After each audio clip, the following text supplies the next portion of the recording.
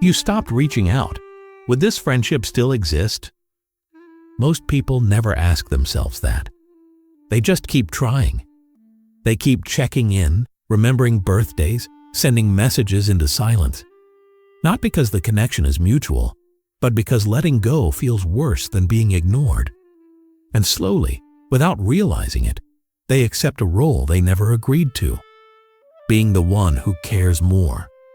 You know that quiet hum. You're the planner. You're the one who checks in. You share a piece of your world, and then you wait. The reply takes days. The enthusiasm you gave out doesn't come back. It's like you're holding one end of a conversation, speaking into a phone, and all you can hear on the other side is the faint sound of their life moving on without you. You're left wondering if you're just a background character in their story, only written in for convenience. It starts so small you almost miss it. We should totally do that never turns into a plan.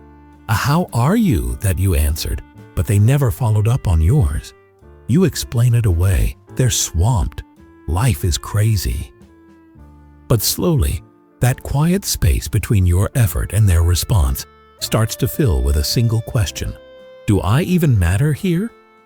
You keep showing up with your care, like bringing water to a plant, but you start to notice the soil on their side is dry and packed hard. Nothing can grow in that. A relationship needs two people tending to it. Remember the glow you felt when a friend remembered something small about you? That coffee order you mentioned once, the name of your first pet. That glow isn't just nice. Science tells us that feeling seen and remembered actually makes our brain feel safe. It's a signal that says, you belong here. So when that signal goes dark, when your care meets a blank space, your nervous system feels it. It's not just sadness. It's a subtle biological ping of rejection. And slowly, your heart learns to hesitate before it sends the next message. And the tricky part? The friend who does this isn't a bad person. They don't yell. They don't insult you. The hurt doesn't come from a weapon they use, but from an empty space where their presence should be. The injury is made of what never happens. You look at them and wonder, was I ever truly a real part of their inner world? Or was I just handy? Pause for a moment. If you disappeared from this friendship for a month, no messages, no effort, would they notice? Or would nothing change at all? But this ache, this feeling of being an afterthought, often points to something deeper inside us. That their forgetfulness holds up a mirror. It reflects back every other time in your life you felt invisible, overlooked, or like you had to shout to be heard. The friend who fades away accidentally wakes up those older, quieter ghosts. And in that echo, the real story of the fading friend begins. Have you ever watched a kid build a tower of blocks, so proud, turning around to see if their parent is watching? But the parent is on their phone, distracted, missing the moment. The kid's smile falters. They learn without a word being said that their joy might not be worth paying attention to, that their presence isn't a priority. This is where the pattern begins. Not in adulthood, but in those early, fragile moments when a young heart offers its excitement or its hurt and finds no one truly receiving it. A caregiver who is emotionally distant, stressed, or just not tuned in doesn't have to say you're not important. Their distraction says it for them. Over time, the child's heart builds a strategy. It learns, if I want to avoid this hollow feeling, I should not need too much. I should be quiet. I should be low maintenance. Psychologists see this as a way of protecting themselves. The brain, to survive the ache of unmet connection, starts to dial down the craving for it. It begins to treat deep closeness as a risk, a place where you can get hurt. So what was a shield for the child becomes a habit for the adult. They grow into the person who can be charming in a group but terrible at follow-up. Not because they are cruel, but because letting someone in deeply was never safe for them. They learned that connection is unstable, so they keep it light, they keep it casual, they keep it at a distance. Picture that kid again, older now. They stop bringing their report card home. They stop talking about their crush. They pretend it doesn't matter if anyone notices. This is the seed. Someone who learned to treat emotional absence as normal, who carries the unspoken rule that bonds should survive on autopilot. When you meet them as a friend, you aren't just meeting them. You're meeting every time they turned away from that empty space. You're meeting a history of learned distance. Have you seen how some people are masters of the casual connection? In person, they're all laughs and "we're so close" stories. But in the day-to-day fabric of life, where friendship is actually woven, they're absent. They're the "I'm just so busy right now" friend. That phrase is their shield, their cover story. And behind it lies a simple, nervous truth. Deep, consistent intimacy feels like a demand they don't have the tools to meet.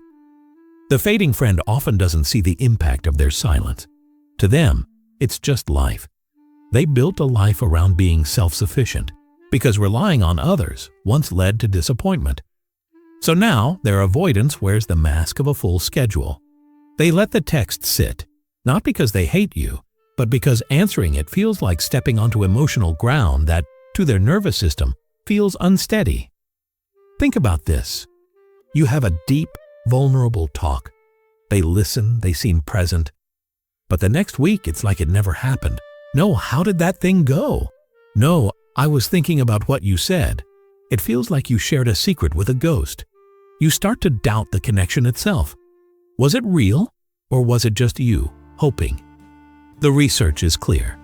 People who protect themselves this way often confuse independence with isolation. Their brains, shaped by those early experiences, don't light up for connection in the same way. They've learned to soothe themselves by pulling away, not by reaching out. So they give you bursts of warmth, followed by stretches of cool air. You're left in the uncomfortable middle, feeling the chill. The mask is the perfect image. It looks friendly, it looks engaged, but a mask doesn't stay. It comes off when the performance is over. What you're left with are the small absences, the unasked questions, the uncelebrated wins, the unshared quiet moments. You realize you're the curator of this friendship, always organizing, always remembering, always holding its weight. This isn't open conflict. It's a slow fade, and that's why it cuts so deep.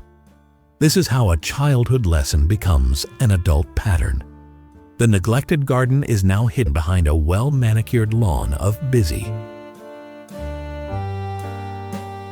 Why would someone who calls you a friend vanish when life gets real?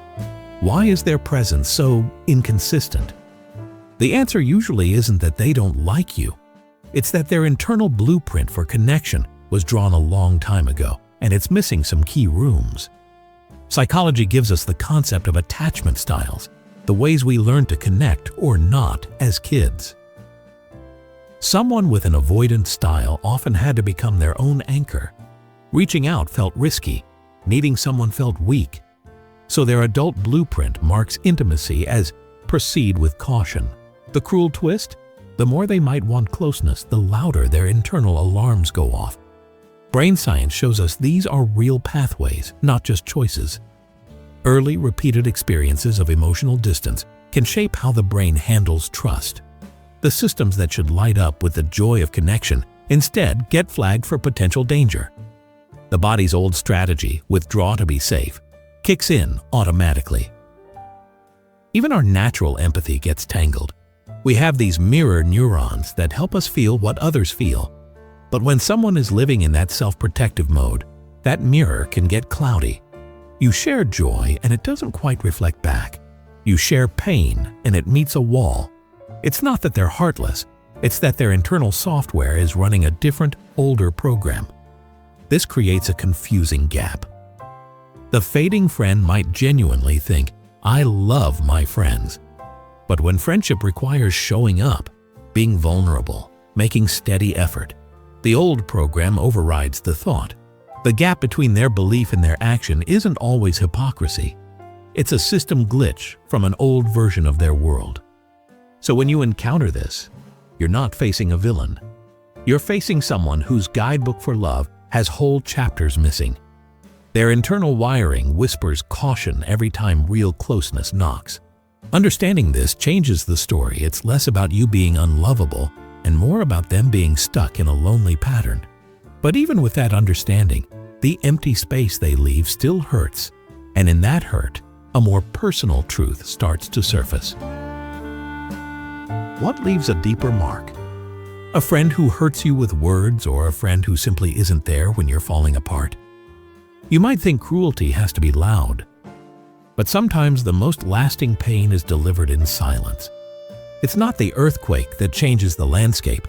It's the slow erosion, grain by grain, until the ground beneath you is unstable. The fading friend doesn't usually attack. They don't create drama. They create emptiness, a missed important date, a conversation where their eyes are somewhere else. You share a win, and their response is a dull nice. This is micro-neglect, tiny, quiet signals that you are not a priority. Science confirms that this kind of social rejection fires up the same brain areas as physical pain. They may never raise their voice, but your body registers the injury. The painful paradox? It often isn't intentional. They didn't set out to harm you, yet the result is a form of betrayal.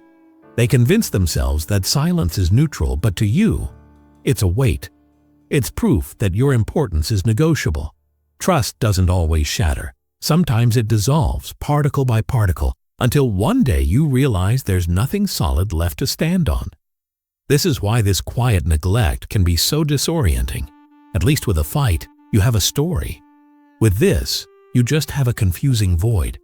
You're left questioning your own perception. Am I too demanding? Did I imagine our closeness?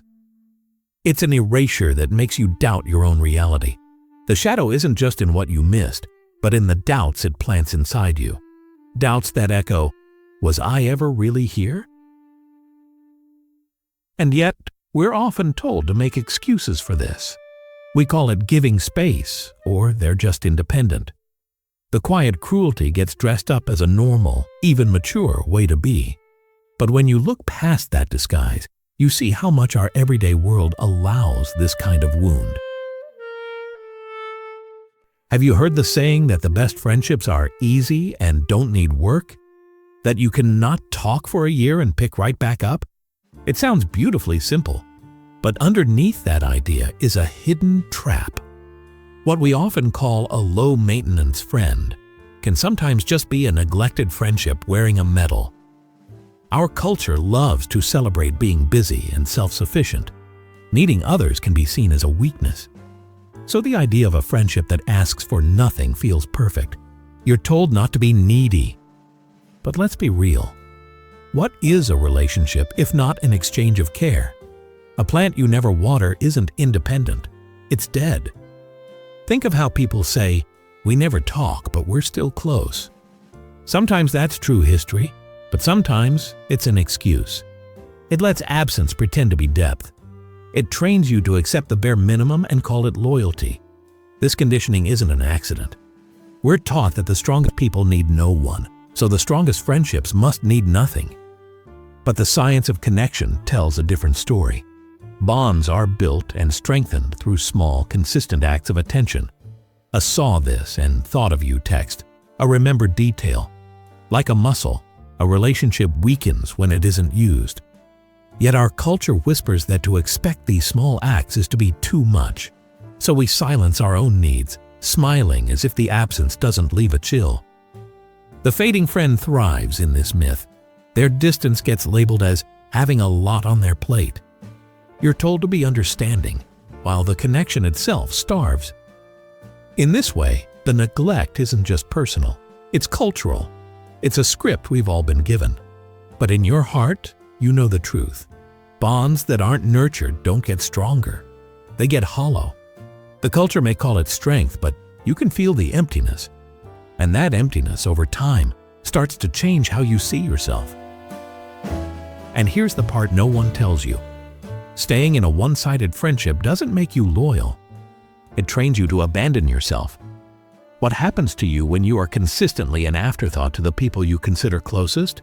This isn't the loneliness of being alone. It's the loneliness of being unseen in a crowded room. It's heavy, It's exhausting. Picture your message history. Scroll up. How many of those conversations were started by you? How many plans were initiated by you? How many "How are you really, Sagi?" did you ask? On the screen, it looks like data. In your chest, it feels like proof. Proof that you are the one carrying the entire emotional weight of the bond. Friendship should be a dance, but you're doing all the leading, all the pulling. Our brains are built for give and take. When you offer a smile and get one back, it's a neural handshake that says, "We're connected." When you offer care and get static, that circuit misfires. Over time, this repeated silence doesn't just starve the friendship, it starves your sense of self. You start to believe you are not worth the effort of a reply. The emotional cost builds quietly. First, anxiety, waiting for a text that never comes. Watching those 3 little dots appear and disappear. Then, resentment, which you try to bury because they're not a bad person, but your body feels it anyway. Studies show social rejection physically hurts. That sinking feeling is real. Finally, a quiet giving up, a slow dimming of your own light. You stop sharing good news with them. You stop expecting them to show up. You may even stop reaching out to other people because the pattern starts to feel like the truth of the world, that you are ultimately on your own. This is the deepest cut of neglect. It convinces you that your invisibility is your own fault, and you begin to treat yourself with the same silence you received. But here is the turning point question. Is this your permanent role? To be the background friend? Or is there a way to rewrite the script, starting with the most important relationship, the one you have with yourself? How do you step out of the shadow of being someone's option and into the light of being your own priority? Healing from this doesn't start with changing them. It starts with a simple, brave decision to stop accepting breadcrumbs and call them out for what they are. Not a meal, but a sign of starvation. The first step is to see the pattern clearly. Stop explaining it away. Write it down if you have to. I initiated the last 10 conversations. They forgot my birthday. I felt lonely after seeing them. Seeing it on paper takes it out of the fog of your feelings and into the light of fact. Naming the pattern is the first act of reclaiming your power. Next, redraw the map with boundaries. A boundary isn't a wall to punish them. It's a line you draw around your time and energy to protect yourself. It's saying, I will not pour endless effort into a space that gives nothing back. It might look like pulling back to match their level of effort. It's not a game. It's a mirror, showing them the distance they've created. Then, rewrite your own inner dialogue. Your brain has been fed a story that you are too much. Start feeding it a new one. Every time you feel that old ache of neglect, remind yourself, my need for connection is human. My care is valuable. I choose to give it to those who honor it. This is neuroplasticity. You are literally rewiring your sense of worth. Finally, redirect your energy with intention. This is conscious detachment. It's not storming off in anger. It's a gentle, firm turning of your attention. Stop watering the dead plant. Turn your care toward the friendships where the give and take feels natural, where your presence is celebrated, not just tolerated. Breaking the cycle means choosing with clear eyes where to invest the precious resource of your heart. This path isn't about blame or bitterness. It's about courage. The courage to believe you deserve a mutual connection. The courage to walk away from empty spaces and toward relationships that feel like a true shared home. What is a friendship in the end, if not a shared language? You learn each other's rhythms. You build a private world of jokes and memories. But a language dies if only one person is speaking it. The fading friend may leave you questioning your own voice, wondering if your words were ever worth hearing. But here is the essential truth their absence reveals. It doesn't show a failure in your ability to connect. It shows a limit in their ability to stay connected. You are not unheard because your story isn't valuable. You are unheard because they have forgotten how to listen. To be truly seen, not just noticed, but understood. is one of the most basic human needs. It's the quiet love of being remembered. It's what makes us feel solid and real. When that is missing, a part of us goes hungry. But you cannot force someone to learn a language they've chosen to forget. You can only decide where you will tell your stories. You can choose to share your world with those who lean in to listen, who ask for the next chapter, who make you feel that your very existence is a gift to their life. So let this be what you take away. A fading friend is not a judgment on you. They are a lesson in their history. You deserve more than to be a footnote. You deserve to be a main character. You deserve to be seen, to be held in mind, to be chosen, not out of convenience, but out of genuine joy. And perhaps that is the final, quiet lesson. A fading friend is not proof that you are forgettable. It is proof that they never learned how to stay. And you don't have to keep shrinking just to remain in someone's life.